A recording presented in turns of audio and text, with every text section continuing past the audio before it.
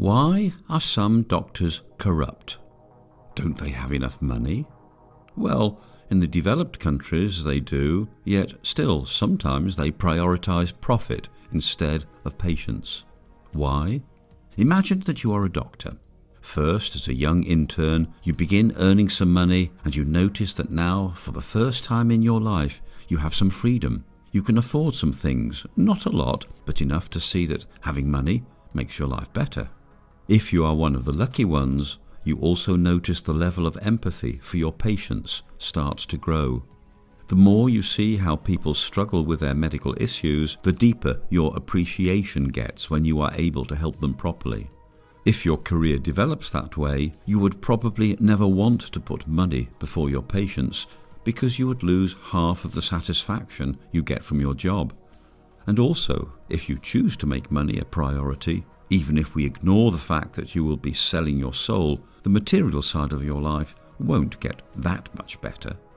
There is the so-called diminishing return, and if you are a doctor earning good money, you already have the basic version of what money can buy.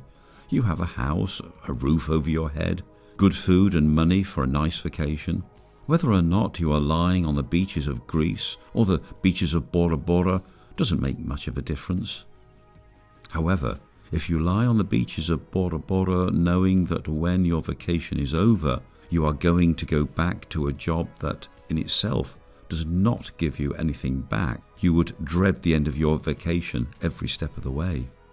This does not sound like a good bargain. You spend years of your life struggling to get a degree and spend the rest of it struggling to somehow reach retirement. If this isn't a wasted life, I don't know what is. And yet some people choose this path voluntarily. Why?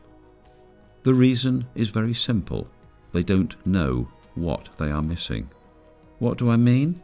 If you grow up in a cynical environment where your parents also believe that money is everything, or, for example, you are often hurt by other people, you come to the conclusion that there isn't much else to that life, and you should stay focused on earning as much money as you can because that is what matters, and money is more predictable than people.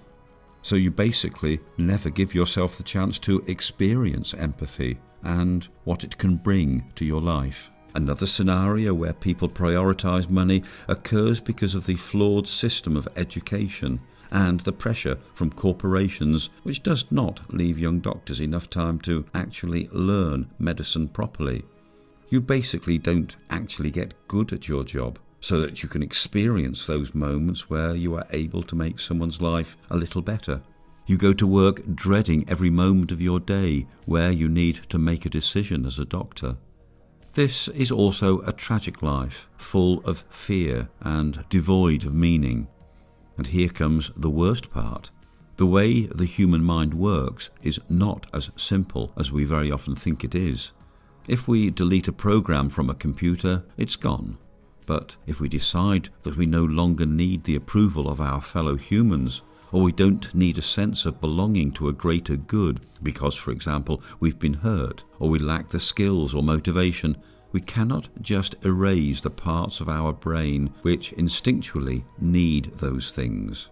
Belonging to a group and being a part of society has been essential for our survival since the beginning of our species, and we cannot just change it the way we like. The people who do not understand that, like doctors who are in it just for the money, are missing a substantial part of what happiness is. In some cases, those people experience even chronic anxiety and depression because their subconscious is trying to tell them what they are missing. And when they ignore it, they pay the price. As usual, I will tell you my vision of the future, how humanity will deal with this problem. The more we advance our knowledge of how the human mind works, the more we will be able to teach our kids from a young age how to develop their thinking harmoniously so they don't lead lives full of fear, anxiety, and dissatisfaction. Even further down the road, we would probably have the technology to analyze the human psyche directly and be able to retrain it quickly and easily so that we create the perfect conditions for more fulfilling lives. Being able to satisfy our needs, not just physically, but also mentally on all levels of the human psyche, is what I like to call symmetrical happiness.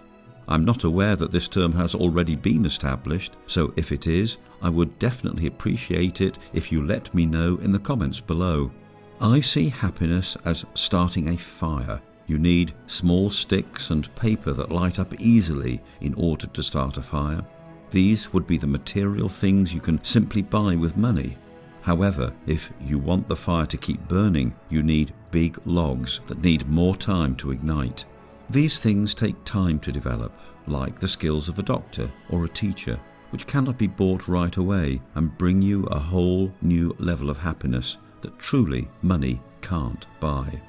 I think in the future we will get more familiar with our psyches, and we will see more and more people trying to live harmonious lives in symmetrical happiness and leave the money-oriented existence in the past.